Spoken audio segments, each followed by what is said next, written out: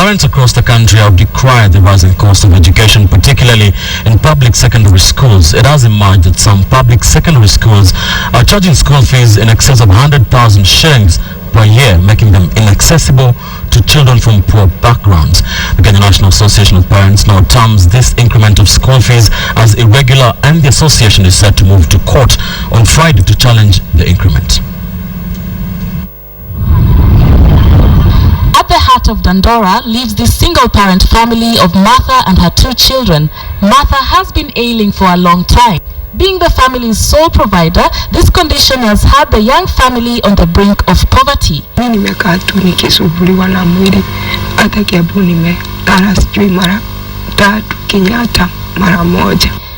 When her mother could no longer afford her school fees, Anne took to the streets begging.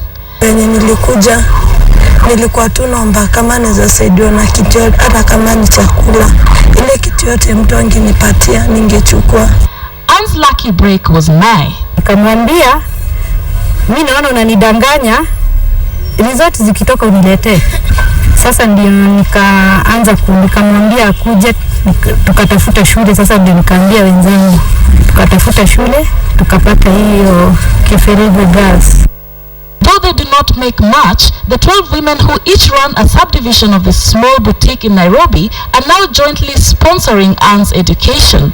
Anne is just one of the many students who was hoping to benefit from the free education introduced in public schools in 2003. The rising cost of education has caused an uproar among parents in the country. The Kenya National Association of Parents decries what they term as illegal fee increment in public schools, stating that the free education introduced in 2003 was meant to open up access to education, especially to those living in poverty. On the contrary, some of the fee structures for public schools are a cause for alarm, with some of the particulars quoted in the structures and their corresponding costs raising questions among parents. These include such things as vehicle insurance fees, academic monitoring fees, among others, quoted by some public schools. We are calling upon CASA, Kenya Anti-Corruption, to visit office. We are calling the Director of Public Prosecution. We are calling upon the Director of CID to visit our office to provide it, because this is public stealing.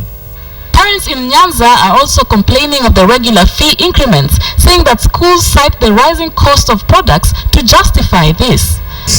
To cover the increase. So when the parents go there, instead of producing the recommended circular from the ministry, they give a different saying that they have talked with the parents and the parents are against. The question now is whether free secondary education has become a mirage. The association is set to move to court on Friday to challenge what they term as exorbitant fees charged by public secondary schools.